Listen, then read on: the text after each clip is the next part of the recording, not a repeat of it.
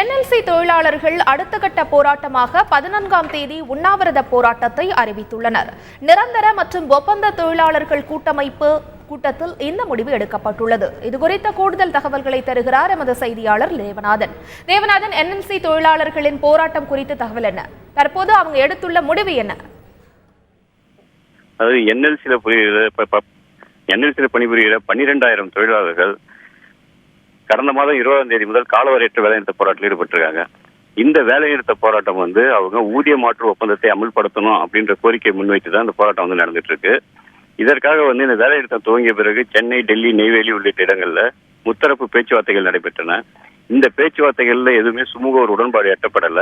அதாவது நிர்வாகம் இவங்களுக்கு ஊதிய உயர்வா 10% மட்டுமே கொடுக்கணும்னு சொல்லியிருக்கிறாங்க. ஆனா தொழிற்சங்கத்தினர் 25% கொடுக்கணும் அப்படின்றதுல அவங்க குறிக்கோளா இருக்க காரணத்தினால இதுல எந்த ஒரு உடன்பாடும் எட்டப்படல.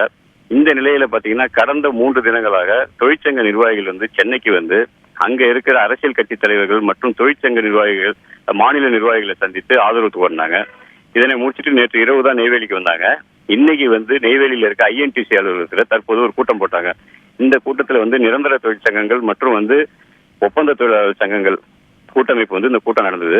சுமார் 1 மணி நேரம் நடைபெற்ற அந்த கூட்டத்துல பாத்தீங்கன்னா வருகின்ற 14ஆம் தேதி உண்ணாவிரத போராட்டத்தை அறிவிச்சிருக்காங்க. இது நெய்வேலி மெயின் பஜார்ல இருக்கிற காமராஜர் தெருவில் இந்த உண்ணாவிரத போராட்டம் நடைபெற இருக்குது. இந்த உண்ணாவிரத போராட்டத்தை தொடர் உண்ணாவிரதமாகவோ இல்ல சாகுமுறை உண்ணாவிரத போராட்டமாகவோ மாற்றலாம் அப்படின்னு சொல்லிட்டு தொழிற்சங்க தரப்புல தெரிவிச்சிருக்காங்க.